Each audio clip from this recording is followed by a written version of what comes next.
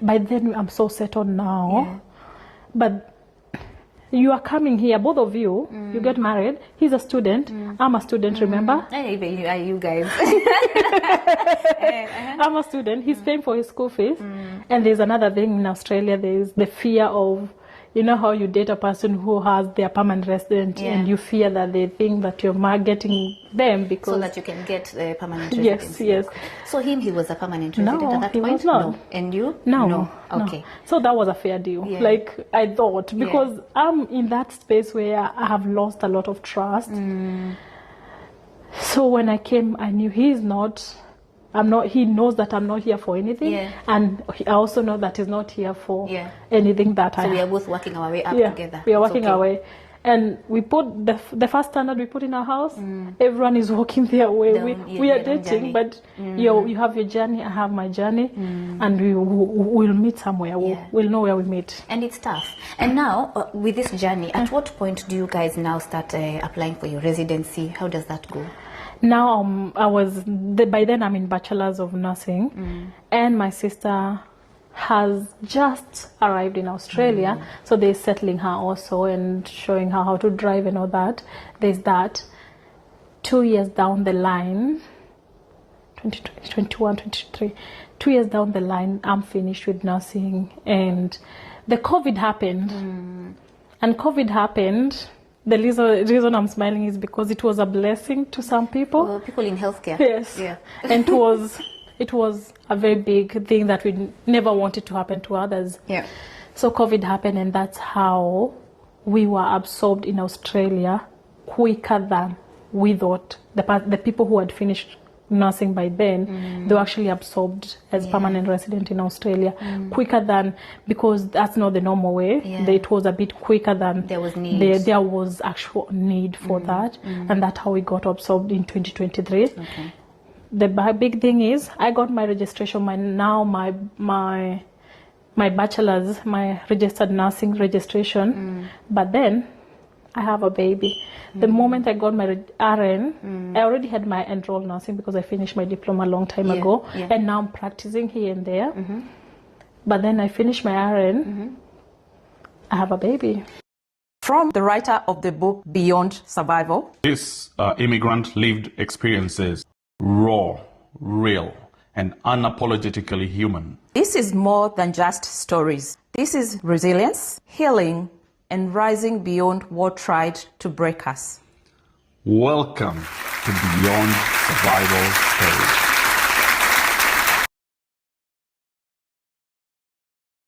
So you graduated, and then you got your baby, or you got your baby first before the graduation? No, I graduated. No, wait. Before my graduation. Before your graduation. Before the actual graduation, but I had completed the school and I had done all the paperwork and applied for my RN registration.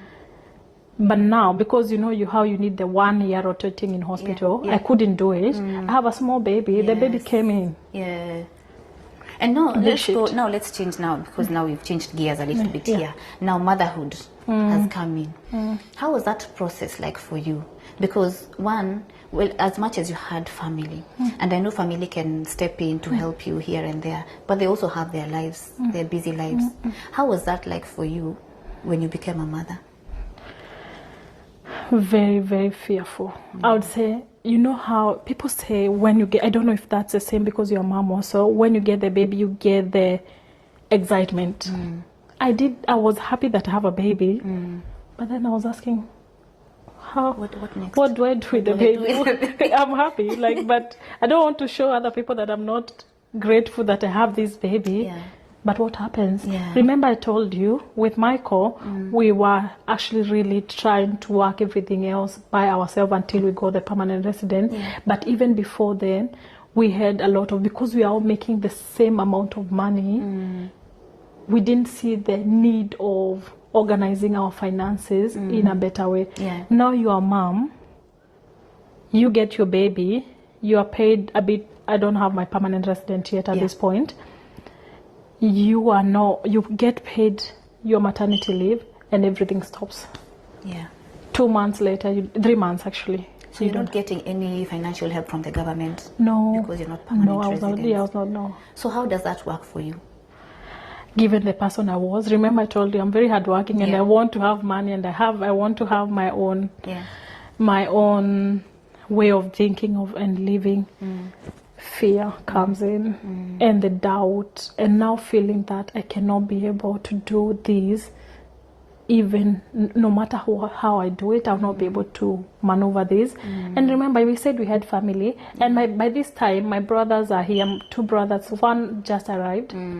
My sister is here, and they're actually helping me where they can.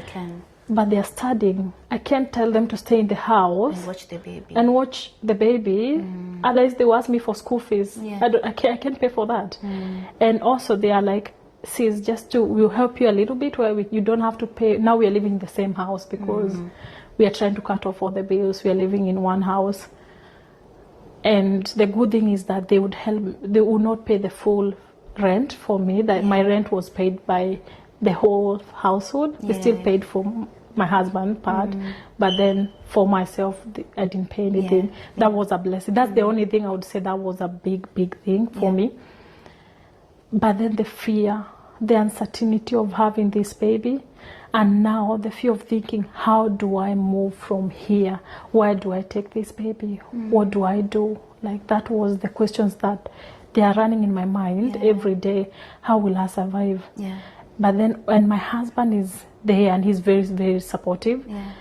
But still, it's not enough. It, like, you have cut your life half, and for some reason, I didn't think about it before. I was happy that I was getting the baby shower. I was so happy that I'm getting this baby. But now after the baby, it was different. It was different. You can't leave. You can't just decide, I'll put you here and then I'll go to work and come back. No, you can't. You have to organize everything around them. And now with the baby now, the baby has been born. Of course, you're having your challenges now as a new mom. How was it like for you? Because I know a lot of moms struggle with that, both emotionally, mentally, and then of course depending on how you got your baby, some also struggle physically because they're recovering still.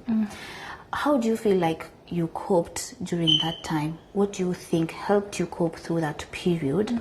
And what supports would you say you felt you had or you didn't have? One, you don't have the normal community support that is a minus. So at least with the good thing about here is that you can go and warm your the food in the oven and just come out and eat your food. But then there's let me talk about the hospital first, because I know that is a big struggle for many moms. In hospital, you think that you have your private cover, but then there's amount that you still have to pay for your hospital expenses and the gynecologist appointments. If you need anything, those are out of pocket. And that is one area that people don't know about it, that you need to really organize. When you're having a baby, at least have a set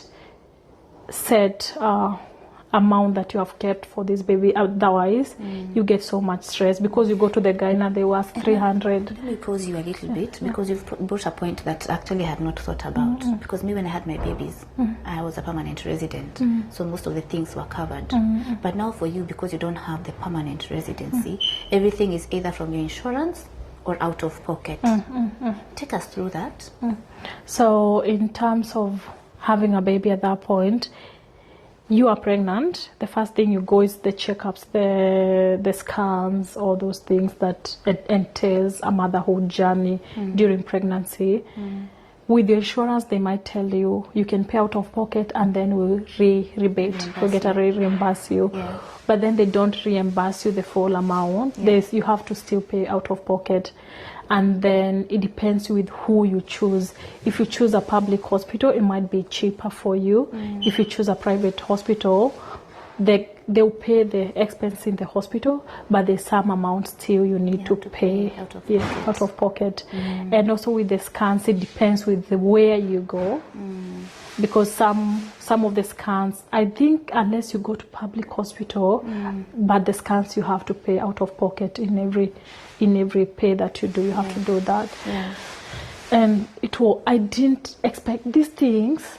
you think about pregnancy and you think about the outcome, the happy baby, and you see other people are just happy with the kid. Journey, the process. The process, I didn't think about it.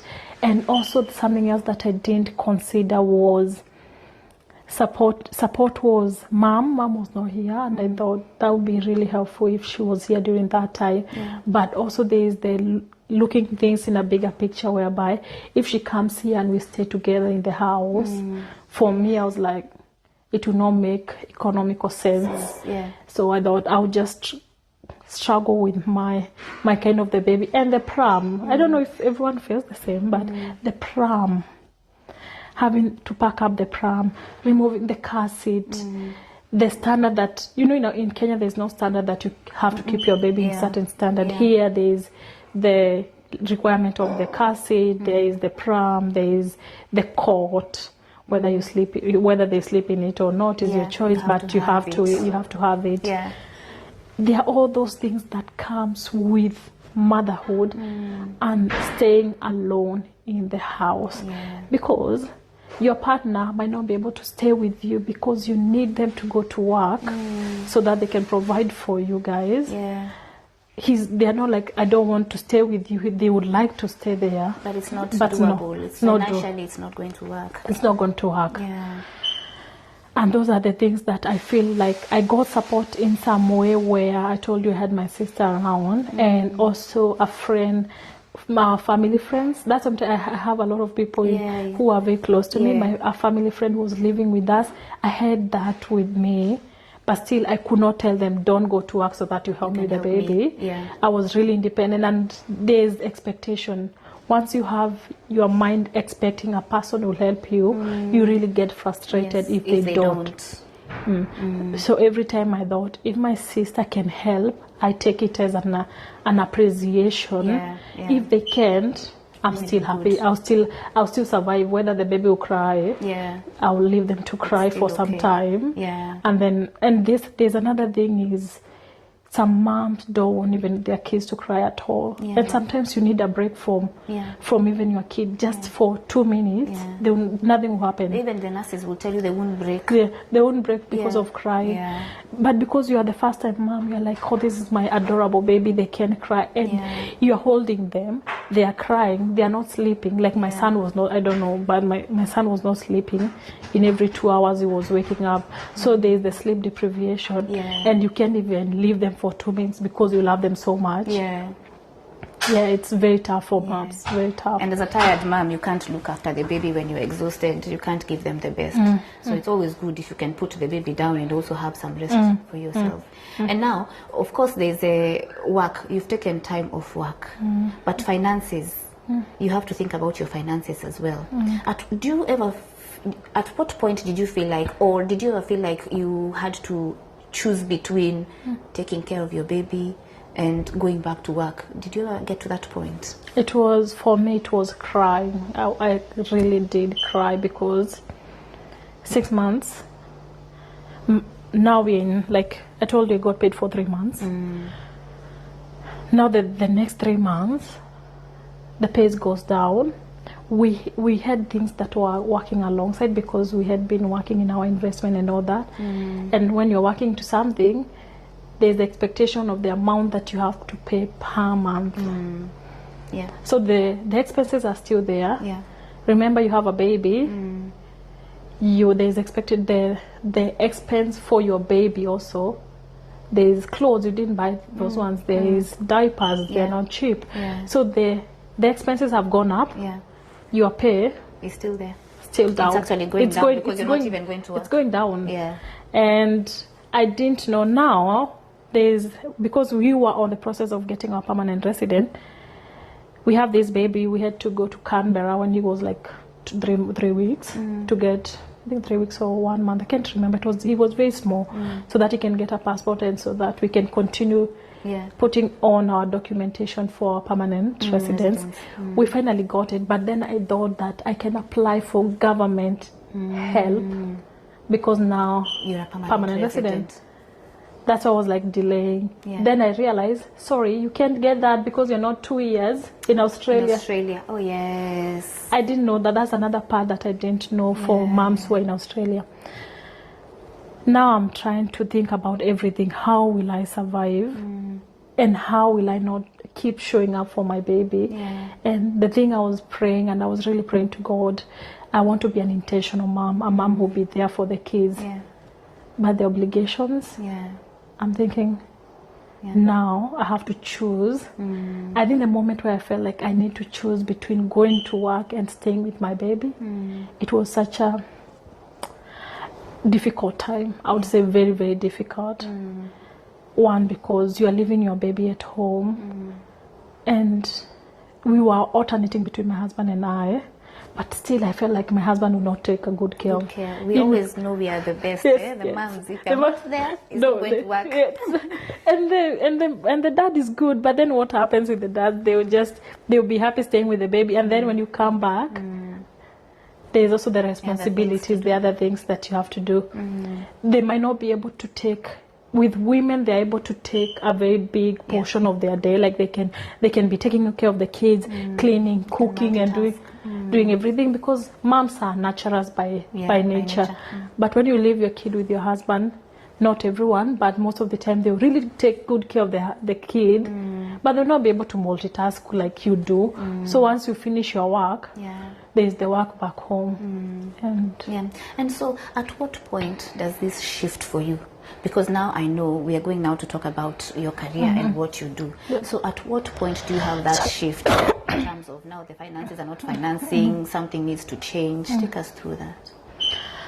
It's exactly 6 months down the line. I'm going to back to work, and I'm like, this has happened this time, but it will never happen again for me, where I feel I'm not going back to work because I want, you know, when you say I'm going back to work because I need another space away from my house. But now I'm going back to work because I feel obligated, and that's the word, obligated, because of my nature in my finances, how much I have not aligned everything. And I said, enough for me is enough. I can't be choosing in every kid that I need to go to work by. I have to be obligated to go to work.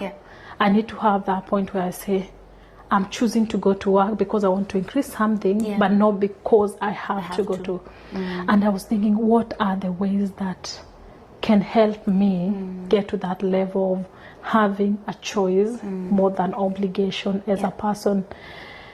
And that's where the shift started. Like, that's where I started working on what can I do, and how can I do it so that when I have another kid, I don't have to feel like I can stay 1 year because I choose to stay 1 year, but I don't have to go 6 months because now things are not good. Things are not good. And luckily, my parents visited, and then I told myself, still, it can never be like this forever. Because yes, they can help me once or even twice, but not every time. If they choose to come and they'll help me, I'm happy, well and good, I'm happy. But then I don't want them to become the person that I have to lean for to every moment when I get a baby. And yet I still have more babies to have. So I need to get a strategy. I need to get a way out of this. So now what direction do you take from there?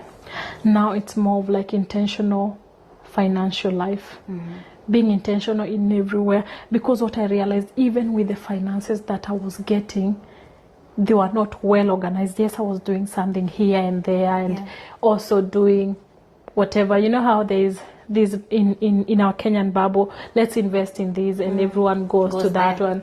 And I never thought it, like, for me, what is it giving me as a person and as a family? How is it gonna work for us in terms of giving us the peace and stability? I never thought in that way before, but I used to invest. Oh, there's this that came up, I'll go there.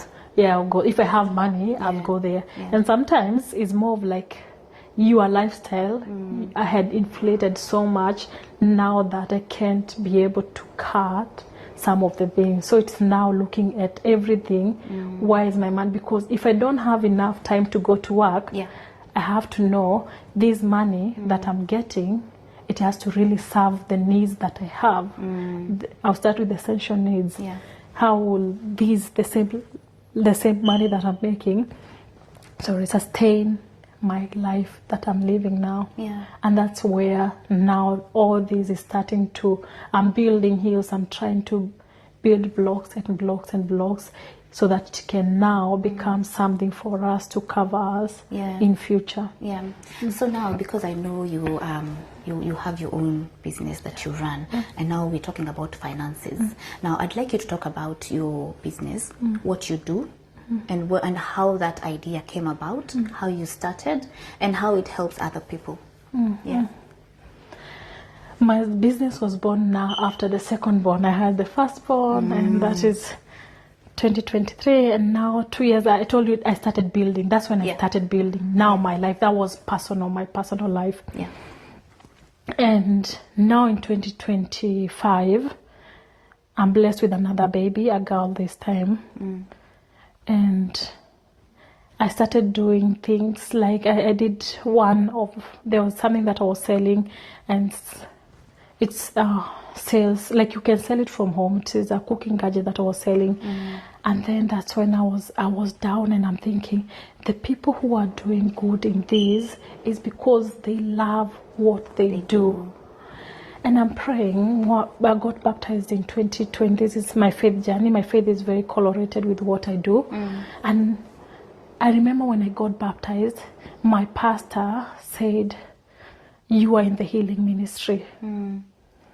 And to me, it doesn't make sense because I've never seen myself healing anyone. And down the line, I got the baby. I told you in 2025, now I get the baby. And when I have this baby, she gets very sick, eczema.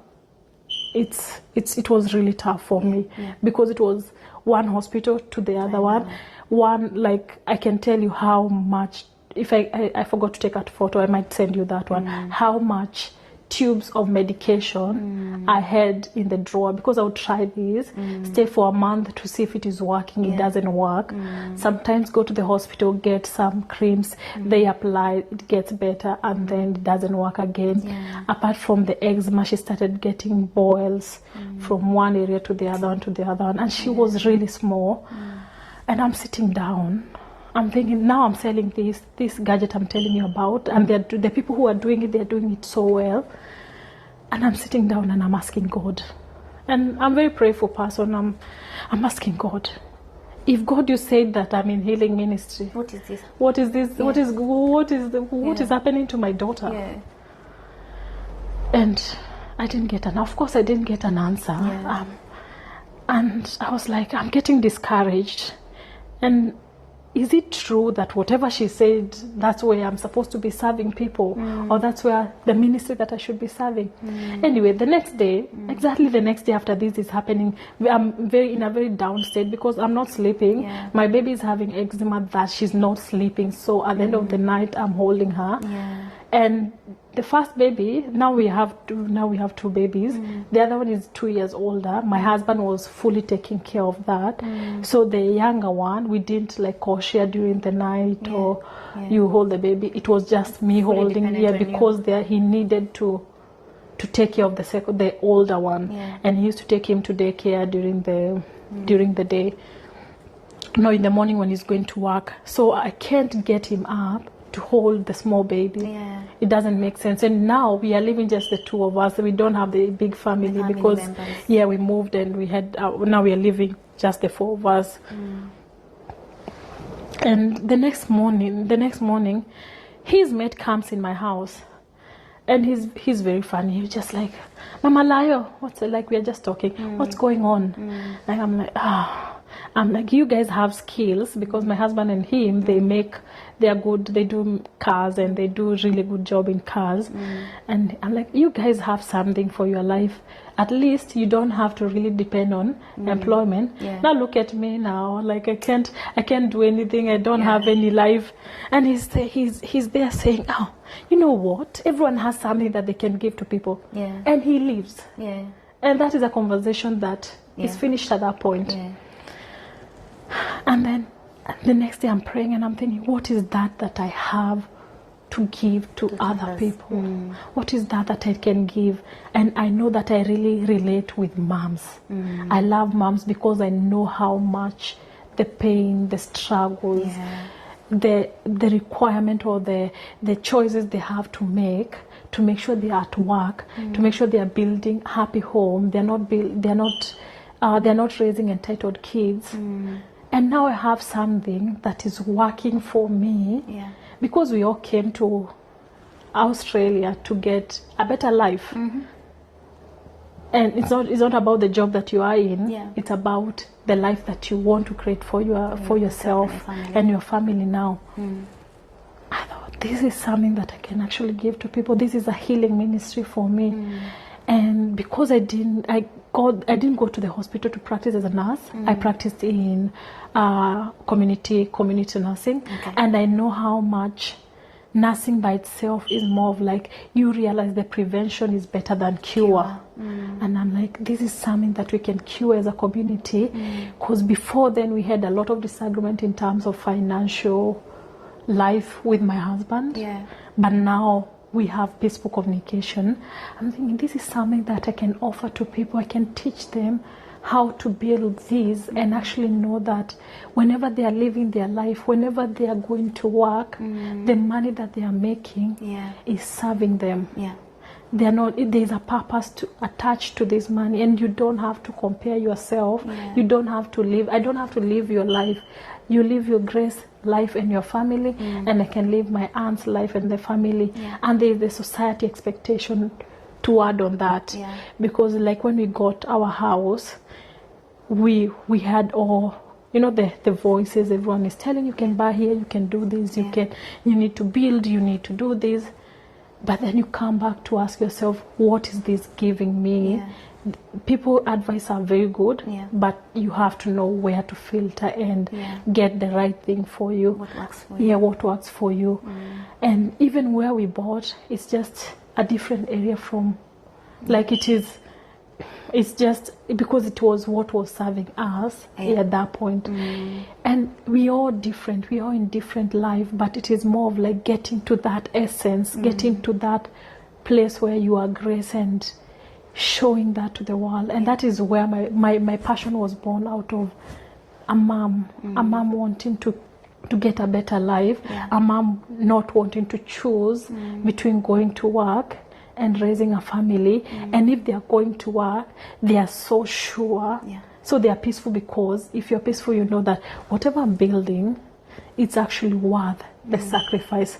But can you imagine when you are just going and your money is just disappearing somehow without knowing or without being directed? And that's where my passion was born. And I thought, this is something that I can share to the whole world. As long as you are mom, this is something that I can give you. And there's another pain that comes in between, not because finances are a big part of human being, is, you know how kids grow up, and because you don't have time for them, you tend to give them gift to cover, or maybe I'll make you a big party to cover this, the missed time. And this is hard even for the parents who have to leave their kids back home, because you want the best for them. And sometimes you feel like the only thing I can do is giving you something. But then after some years you realize, and something that I did research in Australia, some people have stayed for so long, but the kids have not turned out to be the people they aspired them to be. And also the entitlement mentality that comes into the kids. But if you can teach them from a young age how to be financially aware, then you have a different generation. And when you teach a woman, you teach the nation generally. So because of that the feeling of I need to compensate for my time, I knew this, I'll be in the same shoes, because if I don't have time, I'll need to compensate for that time. What will I do? And that's where my dream is born. It's just a coloration of wanting a better family, and also given that we are like Kenyans, I cannot live working, because you know how I told you, my shock was not the availability of jobs. My shock was how much people kept working. But what if this working is not heading to somewhere? What if this hard work, every time hard work, and it can stop because if you are employed, for sure, it can stop anytime. It can stop. Yeah. And that's another thing that, you know how I told you, I didn't think that I can have less money. Yeah. Because I'm working and I know tomorrow I'll get a shift, I'll go. Yeah. But it can stop. What happens next? After that. Yeah. And and so now, because now you're very passionate about this, and so now you're doing it as your career, as your passion. Tell that woman who's watching right now, if they wanted to know more about you, what you do, if they want to reach out to you, explain to them, tell them a little bit about yourself in that aspect. In that aspect. I want first to speak to that woman who feels like they are so overwhelmed about their finances. I want to speak to them and tell them it's not the end. There is always a bigger future and a brighter future, and the sky is the limit to how much you can get and how much peace you can experience in your home. It's not a space where you can say, because we are now having difficult communication of money in my family, or because my kids have gotten to that space that they are actually feeling that they're entitled already. That's not the end. There is so much for the future. There's so much for you in future. And to get hold of me, you can actually get my website is mindfulfamilyandwealth.com. And you can also get me in my Facebook channel, and that is Anwanji Komoredi. That's on Facebook. You can reach me out there, and I'm sure I'll connect with you. Just say hi, and then I will just connect with you, or follow me I have Instagram page that you can follow me. And feel free, even when you get to Grace, she can still get to me. So don't feel like you need to stay stuck in a same space without feeling that you can move forward, because I know the stress can be really overwhelming, and you can feel like your kids are not getting the best from you, and that's a lie. You can always teach them because you have that power. Thank you, Anne. So now, with the journey, the way this journey has come, because we've started from when you started as a student, now you've become a mother, and now you're doing your business passionately. If you look at your younger self right now, because there's a younger version of you watching here right now, what advice would you give them? One is trust your journey. There is a journey for you. You have a purpose in this world. Don't give up on what you know that is your calling. Having a failure doesn't mean that you have failed. It means that you are learning something new. You might start something and you feel like, oh, this is not working, so I'm terrible, I can't do this, it's not my thing. You haven't failed. You can start again. And if you're a student and you feel like everything is like my journey, you see, I was lucky that there was something that happened and it opened up a way for us to settle. If that was your dream, to settle here in Australia, if you feel like I am lost, I have not gotten to the thing that I wanted, there's still something for you, and it doesn't have to be in Australia. If you don't settle here, know where God has placed you, you will excel. No matter the location doesn't matter. It is what you have been called into. And coming to Beyond Survival, I like the name Beyond Survival. Coming beyond survival in terms of migrating to a new country is not always roses. You can come, there's thorns, but those thorns are not to make you weak, they're to strengthen you. So I think that would be my parting word. Thank you very much, Anne. It's very nice to host you. Thank you. Thank you so much for giving us your time. And I'm going to put your information attached on the screen so that whoever wants to contact Anne, feel free to reach out and speak to her, and you can start that journey of your financial planning, because she's really good at what she does. And I must say, I am proud of what you do, especially for women, because we need it. Thank you so much for watching. This is Beyond Survival Stories as always.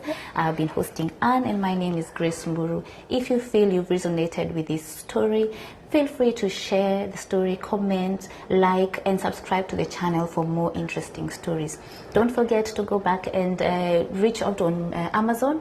Buy the book Beyond Survival. If you haven't read it, feel free. If you want a signed copy, I am here. I can sign copies and deliver and mail them all around Australia. Thank you again, once again. We'll see you on the next episode. Do you want to say bye-bye, Anne? Bye everyone, and make sure you buy the book. It's a very beautiful book. I was going through it, and it's a story for every immigrant, so make sure you support Grace. That was such a beautiful story, being raw information to everyone, and it's not hiding what is happening in overseas. It's telling it as it is. So thank you, Grace, for hosting me, and thank you everyone for subscribing into the channel, and thank you. Bye. Thank you. Bye.